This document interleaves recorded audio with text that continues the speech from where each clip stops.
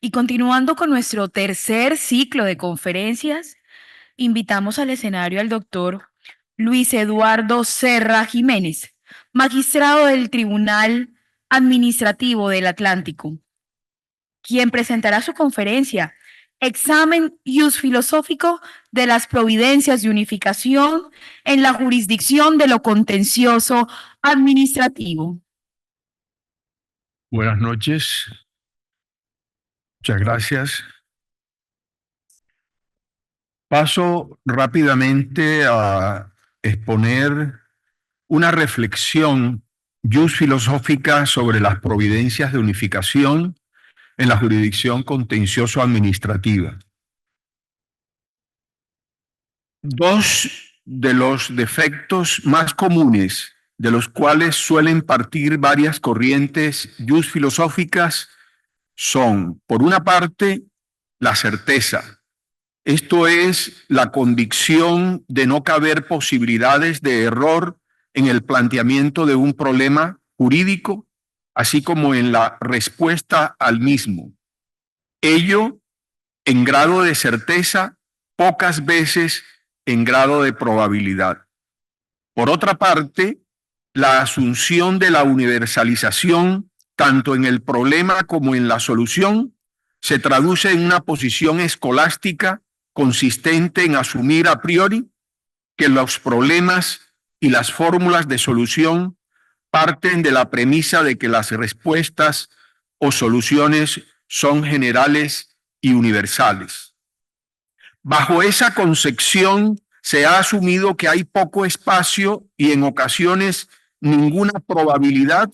para concebir que las soluciones puedan ser singulares. En síntesis, en ese ámbito se asume que tanto los problemas jurídicos como las soluciones a los mismos son generales o universales, de modo que se admite poco margen para las singularidades. Podría afirmarse que en el derecho continental europeo de principios del siglo XIX, siendo referente histórico el Código Civil de Francia de 1804, se enfatizó y partió de la construcción de una teoría jurídica de lo general como fórmula para la resolución de casos tanto generales como particulares. Ello estimuló la adopción de un método deductivo en el derecho y consecuencialmente de subsunción del problema en la norma jurídica preestablecida, actuando ésta como premisa mayor y el fenómeno jurídico fáctico como premisa menor, a fin de obtener una solución o respuesta con sentido lógico, coherente, racional y consecuencial, pero no necesariamente justo. En cuanto a Alemania se refiere, es esclarecedor el debate entre Thibaut y Savigny en torno a si era necesario y aconsejable adoptar o no un código civil para ese país. Thibaut, en un escrito de 1814 sobre la necesidad de un derecho civil general para Alemania, defendió la adopción de un código general. Por su parte, Savigny controvirtió esa propuesta en su obra de la vocación de nuestra época para la legislación y la ciencia del derecho, oponiéndose a una nueva normatividad, a una normatividad general y uniforme, dado que en una variedad de pueblos alemanes se presentaban instituciones jurídicas con particularidades históricas que desvirtuaban y hacían desaconsejable la adopción de un derecho general y uniforme. En lo referente a Colombia, luego de consolidarse en la Carta Política de 1886, la organización política territorial unitaria, se empezaron a expedir normas que se erigieron en referentes del sistema jurídico. En el primer estadio de evolución normativa, el artículo 4 de la Ley 153 de 1887 erigió los principios y las reglas de la jurisprudencia en fuente ilustrativa del derecho cuando quiera que se presentaran casos que suscitaran verdaderas dudas para el juez, de modo que en esos eventos la doctrina se convertiría en referente para interpretar las leyes. En el segundo estadio del artículo, el artículo 10 de la Ley 153 de 1887 fijó criterio hermenéutico para interpretar la ley, de manera que cuando se presentaran dudas, el juez quedó autorizado para tener como referente 3 decisiones uniformes emitidas por la Corte Suprema de Justicia sobre un mismo punto de derecho, asignándole a esa uniformidad jurisprudencial la categoría de doctrina más probable, con lo cual se intentó garantizar la autonomía e independencia del juzgador y con ello su libertad interpretativa. En el tercer estadio, el artículo 4 de la Ley 169 de 1889, además de mantener como doctrina probable 3 decisiones uniformes de la Corte Suprema de Justicia sobre el mismo punto de derecho, autorizó a los jueces a aplicarla a casos similares sin que ello se constituyera en criterio obligatorio para esa alta corporación judicial, pues bien podía modificarla si llegara a juzgar erróneas las decisiones judiciales que integraran esos precedentes. Si bien en esas condiciones las providencias de esa corporación judicial se erigieron en referentes de interpretación para casos futuros, ello no significó apego taxativo e incondicional a los criterios plasmados en la jurisprudencia. En otras palabras, no se instituyeron obligatorios de aplicar, lo cual denotó un grado prudente de flexibilidad y ausencia de dogmatismo, así como ausencia de leyes con pretensión de universalidad. Como antecedente normativo relativamente reciente de las providencias de unificación en la jurisdicción contencioso-administrativa, se encuentra el numeral 6 del artículo 37 de la Ley 270 de 1996, estatutaria de la Administración de Justicia, el cual estatuyó como atribución de la Sala Plena de lo Contencioso Administrativo del Consejo de Estado, comillas, conocer de los procesos que le remitan las secciones para cambiar o reformar la jurisprudencia de la corporación, cierro comillas. Esa disposición normativa guardó armonía con el artículo 230 de la Constitución Política, que establece: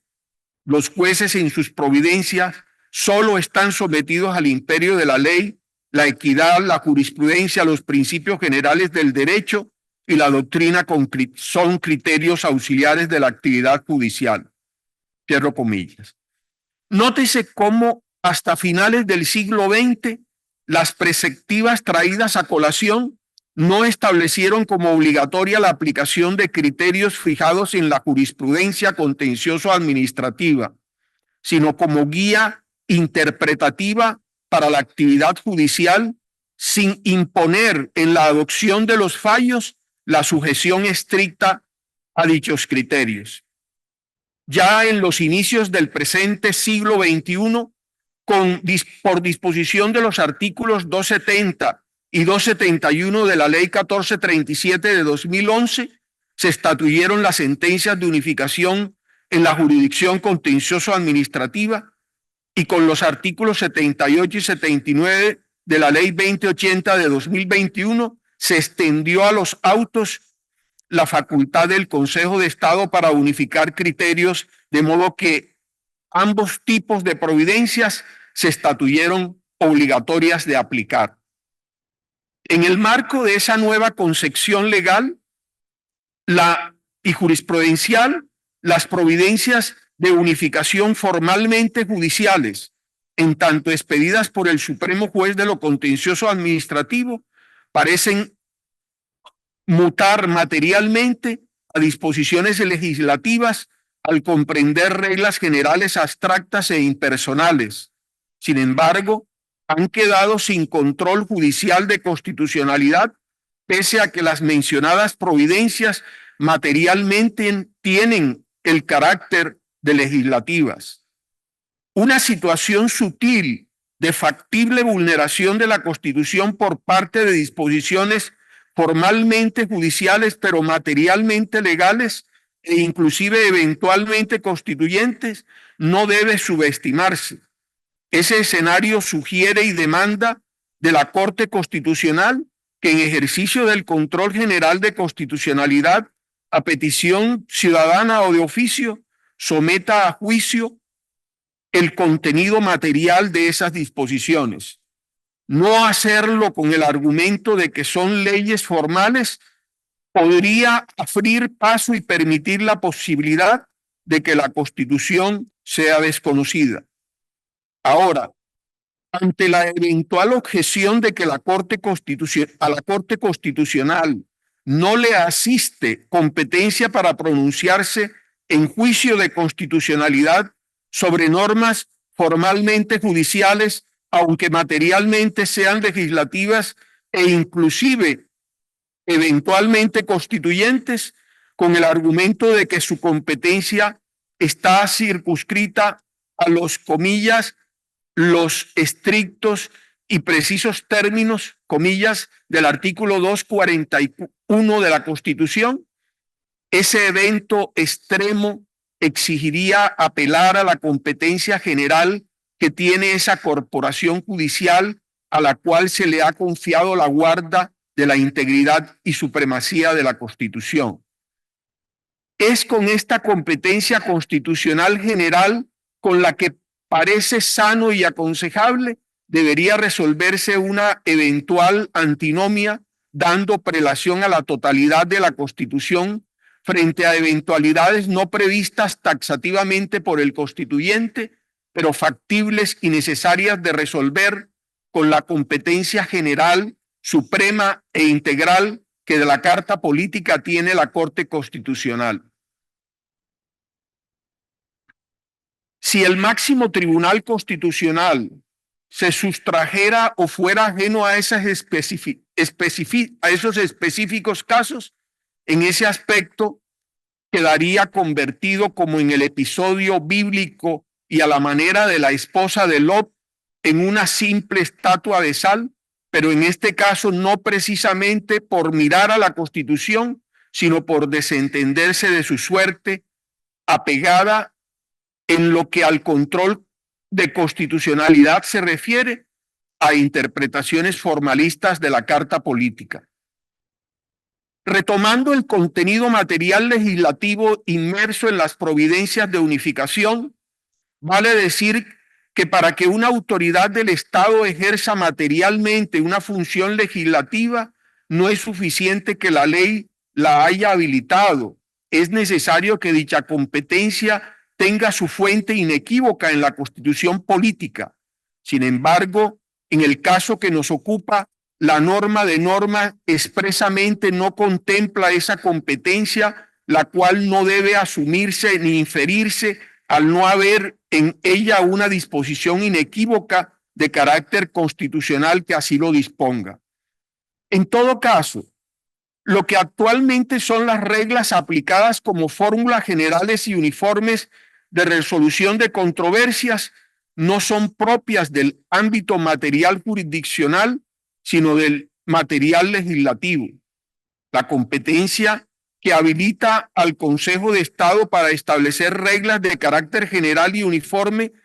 hace abstracción a que la decisión judicial tiene por función y finalidad el caso singular que se somete a juicio y al juez no le estaría asignada la función de crear reglas generales a manera de leyes materiales que posteriormente replique y aplique en otras controversias, pues ello, gústenos o no, no armoniza con la división tripartita del poder político.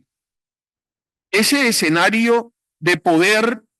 que autoriza proferir providencias de unificación convierte a estas en la práctica en leyes materiales por su alcance general, aunque para que el contenido material de una providencia judicial, aunque para que el contenido material de una providencia judicial sea equiparable a norma legal, es imprescindible que dicha competencia esté autorizada directamente por la Constitución. Sin embargo, se puede advertir que la norma superior no ha contemplado esa posibilidad, pues ha sido asignada directamente por el legislador al juez, faltando, en mi criterio, para ello la autorización constitucional. Pasando a un ámbito jusfilosófico, el llamado criterio de universalización, que es el que tácita y materialmente se invoca respecto de las providencias de unificación, amerita realizar un examen exhaustivo, pues se tiene la tendencia de aplicar aquel de manera general e indiscriminada. Vale recordar que una primera fase del proceso de reflexión jusfilosófica de lo que constituyó el origen de nuestra tradición jurídica, me dijeron que podía utilizar me dicen que faltan 5 minutos.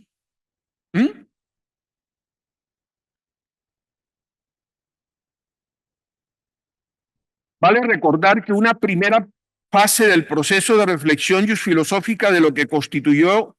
el origen de nuestra tradición jurídica se remonta a lo que se presentó entre los primeros pensadores griegos en el sentido de adoptar la tendencia a la universalización. En efecto, ello se produjo inicialmente de manera empírica en el ámbito de la reflexión filosófica general. En una etapa más avanzada de la filosofía griega antigua, Aristóteles en su órgano o tratado de lógica distinguió entre lo universal y lo singular. Concretamente, el Estagirita expresó: puesto que de las cosas unas son universales y otras singulares, llamo universal a lo que es natural que se predique de varias cosas y singular a lo que no.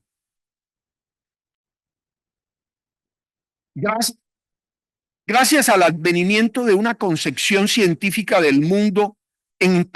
primer lugar, respecto de la naturaleza, con el Novum Organum de Francis Bacon en